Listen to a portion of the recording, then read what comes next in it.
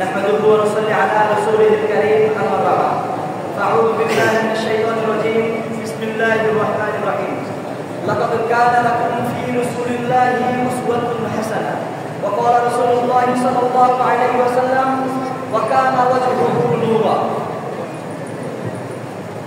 বাংলাদেশের ঐতিহ্যবাহী চট্টগ্রাম জেলার ফটিকছড়ি থানার আল জামিয়াতুল ইসলামিয়া আজিজুল বাবুনগর মাদ্রাসার উচ্চতর আরবি বিভাগ কর্তৃক আজকের সিরাত কনফারেন্সের সম্মানিত সভাপতি ন্যায়ের মানদণ্ড হাতে বিজ্ঞ বিচারক মণ্ডলী এবং আমার সামনে উপবিষ্ট ভবিষ্যৎ প্রজন্মের এলমে ওয়াহির অনন্ত পরোয়ারি ছাত্র ভাইরা সকলকে আমার পক্ষ থেকে আন্তরিক মোবারকবাদ।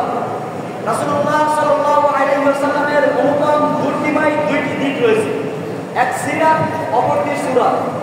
সিরাত অনুকরণীয়, অনুসরণীয়, সূরাত প্রশংসনীয়।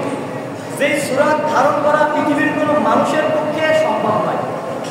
দাওরায়ে হাদিসের বছর যখন শাওয়ালে তিরমিজির দর্শে বসতাম, নিজেকে এক নতুন রূপে আবিষ্কার করতাম। হৃদয়ের ক্যানভাসে একটি অবয়ব দাঁড় করে নিতাম, মনে মনে কল্পনার জগতে ভাসিয়ে নিতাম একটি আকৃতি, সূরত। একটি মানুষ কত নিপুণ, নিখুঁত, অনুপম, কতই না সুন্দর হতে। আর ঠিক তখনই একটি অবাস্তব, অসম্ভব ভাবনায় নিজেকে আবারও আবিষ্কার করতাম, ইস, আমি যদি এমন সুন্দর হতাম। কিন্তু সেটি কখনোই সম্ভব নয়। রাসূল প্রেমিক বন্ধুরা আমার, মুহাম্মদ আরবি সাল্লাল্লাহু আলাইহি ওয়াসাল্লাম মধ্যম আকৃতির সুঠাম দেহের অধিকারী একটি মানুষ ছিলেন। তার চুলগুলো ছিল ঘাড় পর্যন্ত লম্বা, প্রলম্বিত, হালকা হালকা কোঁকড়ানো। তিনি যখন বা কখনো কখনো চুলের মাঝে তৈল দিয়ে আসতেন, দেখে মনে হতো যেন হৃদমঙ্গলে মুক্তার আভা ঢেউ উঠেছে। তার কপালটি ছিল চওড়া, ভুরুগুলো জোরানো এবং ধনুকের মতো বাঁকা।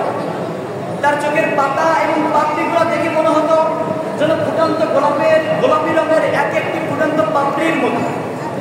তার চোখে যখন বা কখনো কখনো চোখে পলক ফেলতেন, দেখে মনে হতো যেন সুরভিত বাতাসে গোলাপের পাপড়ি দৌড় খাইছে। তার চোখের সাদা অংশ ছিল রক্তিম আভা সাদা, আর কালো অংশ কৃষ্ণ কালো। তার নাকটি ছিল খাড়া আর ছিদ্রগুলো ছোট্ট ছোট। তার নাকের নিচে ছিল চিকন সভ্য, আর গোপের নিচে ছিল গোলাপি রঙের ঠোঁট।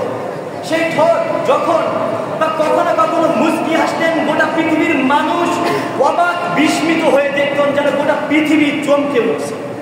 তিনি যখন বা কখনো কখনো রাস্তা দিয়ে হেঁটে যেতেন, দীর্ঘ একটি মাস পর্যন্ত সাহাবীরা জান্নাতের মুখরিত ঘেরানের সুবাস পেতেন।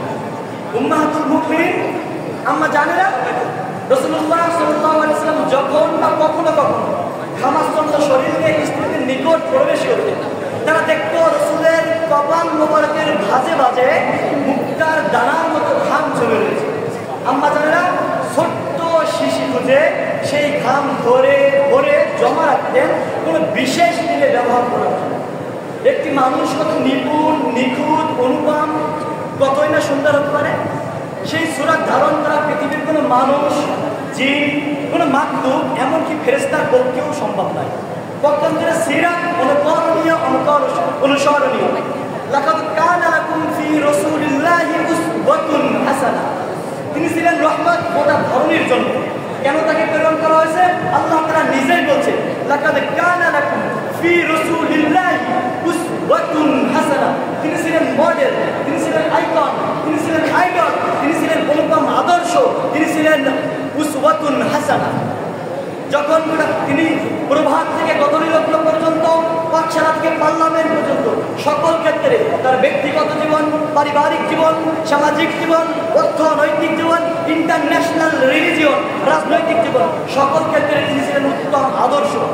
রাসূল প্রেমিক সংগ্রামী বন্ধুরা আমার, একবিংশ শতাব্দীর সূচনা লগ্নে দাঁড়িয়ে যখন গোটা পৃথিবীর মানুষ ঝঞ্ঝা বিক্ষিপ্ত, যখন গোটা পৃথিবীর মানবতা ভুলুণ্ঠিত, যখন গোটা পৃথিবীর মানুষ রক্তে রঞ্জিত, যখন ওই ফিলিস্তিনির ধু ধু মরুভূমি থেকে ভেসে আসছে ছোট্ট শিশুর কান্নার আওয়াজ, যখন মা বোনের চিৎকার, আত্মনাদ, হাহাকার করছে, যখন ওই মায়ানমারের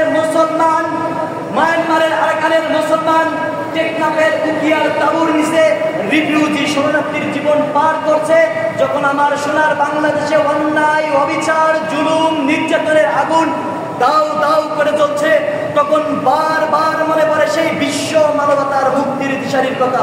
যদি তিনি আজ পৃথিবীর কোনো ভূখণ্ডে আসতেন, দৌড়ে দৌড়ে ছুটে যেতাম তার কাছে, বলতাম মুক্তি চাই, স্বাধীনতা চাই, রক্ষা চাই রক্তের সাগর থেকে। তিনি বলতেন উদখুলু ফিসসিলমি কাফা, তোমার জন্যই শান্তি, তোমাদের জন্যই প্রশান্তি। ফিরে পেতাম সোনালী যুগ। রাসূল প্রেমিক বন্ধুরা আমার, পরিশেষে জানাতে চাই, আসুন আমরা পৃথিবীর মানুষ, সেই ঝঞ্ঝা বিক্ষিপ্ত পৃথিবীর মানুষ, আগামী প্রজন্মের জন্য একটি সুন্দর সুশীল সুষম পৃথিবী বিনির্মাণ করি। মনে রাখবেন, আপনি বাংলাদেশি নন, আপনি বাঙালি নন। আমার পরিচয় ইন্নানি মিনাল মুসলিমিন, আমার পরিচয় ইন্নানি মিনাল মুসলিমিন। আমি ভাষাগতভাবে বাংলাদেশি, জন্মগতভাবে বাংলাদেশি, তবে আমার পরিচয়, আমার কিতাব এক, আমার আল্লাহ এক, আমার নবী মুহাম্মদ রাসূলুল্লাহ সাল্লাল্লাহু আলাইহি ওয়াসাল্লাম এক। বন্ধুরা, পরিশেষে সেই মহান সত্তার সমীপে দিগন্ত ফরিয়াদ জানাই, হস্তদায় উঠিয়ে, হে রব্বে কারীম, হে নবী মুহাম্মদ রাসূলুল্লাহ সাল্লাল্লাহু আলাইহি ওয়াসাল্লামের প্রভু, আপনি আমার এবং আমাদের ব্যক্তিগত জীবন, পারিবারিক জীবন, রাজনৈতিক জীবন, সামাজিক জীবন, ইন্টারন্যাশনাল রিলিজিয়ন, সকল ক্ষেত্রে নবী মুহাম্মদ রাসূলুল্লাহ সাল্লাল্লাহু আলাইহি ওয়াসাল্লামকে আদর্শ অনুকরণ, আইডল অনুপম মানিয়া সুন্দর সুশীল সুষম আদর্শ আলোকিত জীবন গঠন করিয়া দুনিয়াতে শান্তি, আখিরাতে মুক্তি পেতে পারি, সেই তৌফিক আপনি দান করুন। আমিন।